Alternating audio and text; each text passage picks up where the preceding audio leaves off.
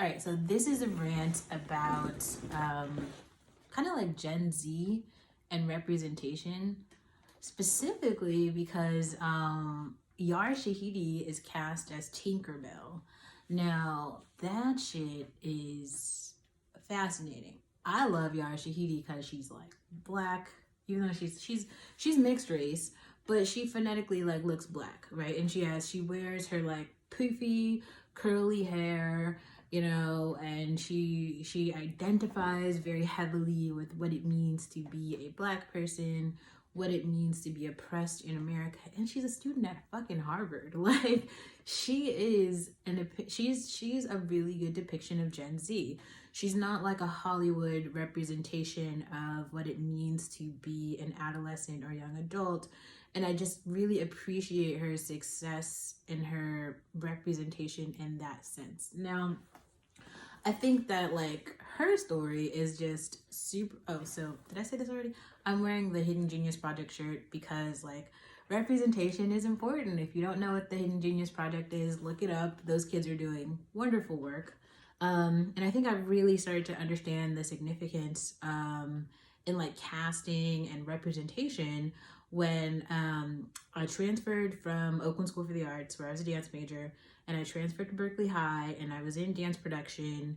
And not to like shade dance production, but kind of to shade dance production, like those kids aren't like art school kids. They were like after school art school kids. I mean, the kids who fucking go to art school, like especially like at OSA or like SODA, they're spending like 8 hours a day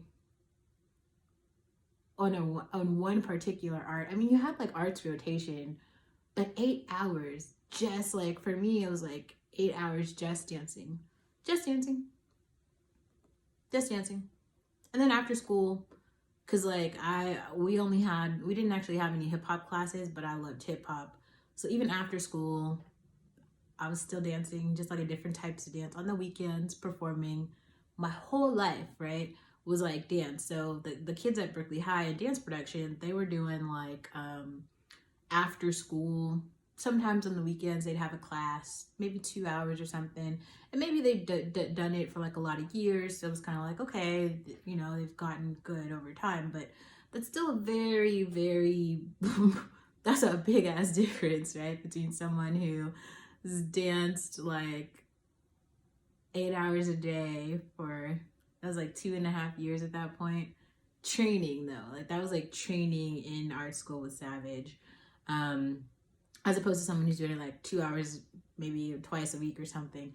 So I go to dance production, I saw the lay of the land, and it was like, ooh, these people are not that good. Like, they can't touch me. Like, I felt like I was like the best because like I already had like my hip hop training, I had the modern training, I wasn't like a really great ballerina, but I knew enough to like move, right? Um, and it was just like, well, you know, like the just the level of impact. Anyway, the point of this story gets to significance and impact because like I felt like well, not I felt there was, we'd been training for this show for like a really long time, for what was it, like 4 or 5 months, and it was like the dress rehearsal right before the show. I wasn't able to make it, and I think it was because like my mom was supposed to give me like a ride, and she like didn't, she bailed or something, and so I just like I didn't go. There wasn't like Uber or any shit back then, so yeah, I just didn't go. It was like a nighttime walkthrough, so I didn't make it. And then I came in the next day, and Miss Carr, like, she was like, "You're kicked out of the show. You can't perform." And I was literally in like every single piece that was to be performed. So like calibrating that, and it was just kind of like the day before the show, the whole dance team had to like like do a whole bunch of like reformatting and scheduling and changing everything around because like I wasn't gonna be in the piece anymore, and everyone was like really sad. I was really sad. I was like, no, I've been training for this for like 4 months. This is supposed to be like my intro to like dance at Berkeley High, and you know, I'm coming from this new school. And she was just like, she didn't give a shit, and she was just like, you're out, you're done. And I think it was like that moment when I was like, wow, in entertainment right now, you could just have someone who's like a gatekeeper in some kind of way, make some decision, and totally like frame you out, right? Like you're out. They can just be like, nope, I don't wanna, no, like I'm not going to, I choose not to showcase your work, even though you've been training and doing all the things and you might be great. It doesn't matter. I'm not showcasing your work, right? And it was at that moment when I was like, yeah, I'm not going down this path. Like, this doesn't make sense. Like, I want to take credit for my work. And that particular idea has come up so often for me, because even in like other shows that I've done, and these are some shows like from a while ago, like people have like ripped credits, they've like stolen videos, made footage of me private. Like, I don't even have any of my video footage from Oakland School of the Arts. All the shows that we did, I don't have them. Other dancers that I've come across recently, they told me like, oh, I have a video footage of you. I was like, I don't even have video footage of me. How do you have video footage of me? And even like playlists, when people would send me videos of me, like that, I guess they own the content. Like, I put these videos into a playlist and people just make it private. They like, I had these videos in a playlist for like 4 or 5 years. They just made it private. They were like who, what? Like, it was like, these aren't even like proprietary videos, like just nothing. It was like, one of them was like me just doing this little solo routine that I loved, and they just like took it offline, just made it private. And I don't have access to that content like anymore. And to me, it's just so shitty. It's just kind of like, wow, like being a creator and being an artist, like, is really important to like own your own content. And like, you know, even if the representation is so important, because they can just choose to like recast someone else and to really tell a different story.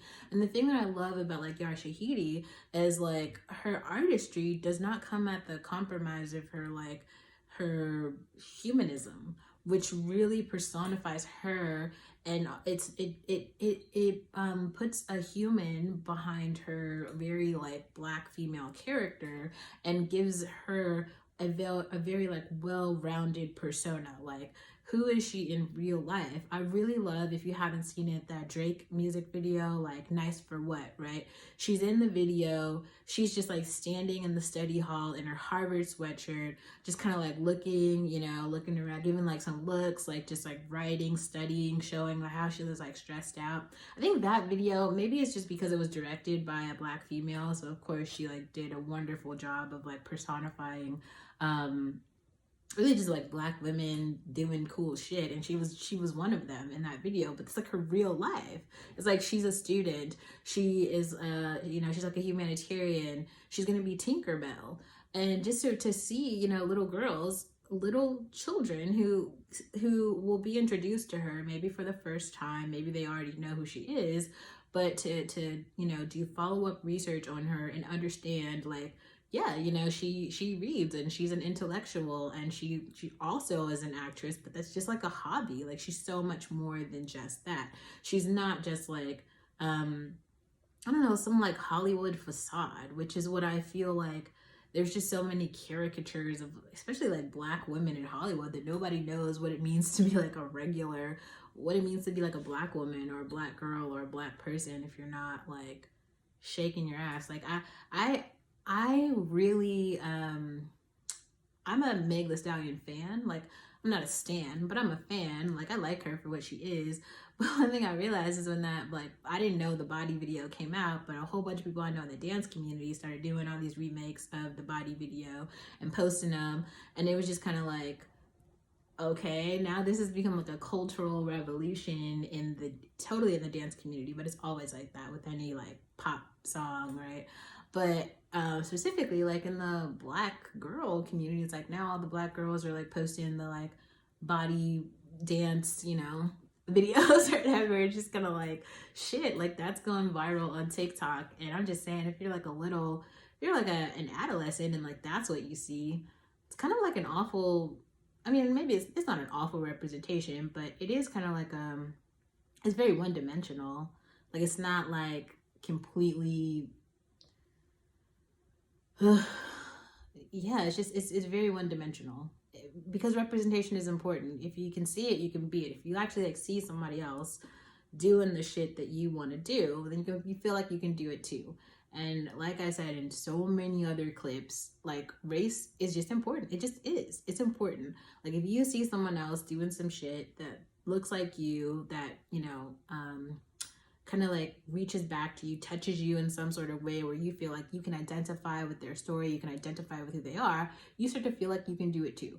This is why, I mean, the meritocracy myth in tech is so major. Like all the white kids grow up seeing like Mark Zuckerberg and Bill Gates, Mark with a hoodie, right, creating Facebook, being all white and fabulous, and they're like, we can all do it too. I'm not saying they can't, they can, but they don't grow up seeing like an Olivia or like a Camille or a fucking like Alana or something, you know what I mean?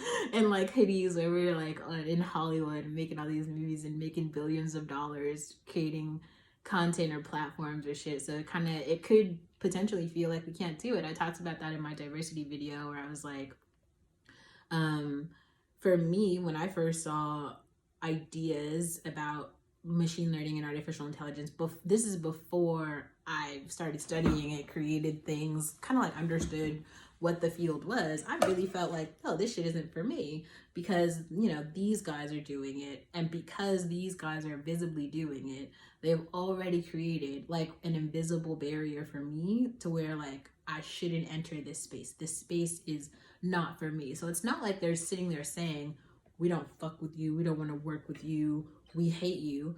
But it is kind of like saying like, you don't belong here. Obviously nobody like you is here. Therefore, you're not going to be here. And it can really make you feel like that. Like all of the enforcement, like the reinforcement learning cycle around like, you know, is this true? Is this true? There's not really any feedback, any data point that's saying this isn't true. All you kind of see is like, actually, yeah, that's kind of true. It's kind of true. That's important, frankly, like that. It's really important. And I really want to like make space for that story and make space for, yeah, really make space for Yara Shahidi and what she is and what she stands for. Especially in a time of like Zendaya's, I think it's very important to have Yara Shahidi's, but I also think it's extremely important to have Ryan Destiny's and to have Alana's and to have all of the real awesome people, that to have opera queenies, to have like just like a variety of, you know, Black women embodying Bari Williams, to have a whole gambit, I suppose, of like Black women living like full lives, you know, building things and occupying space and having opinions and feelings and, you know, living the 360-degree view of what it means to be like female and Black and adult and successful and great and excellent. Yeah, so I wanted to say that.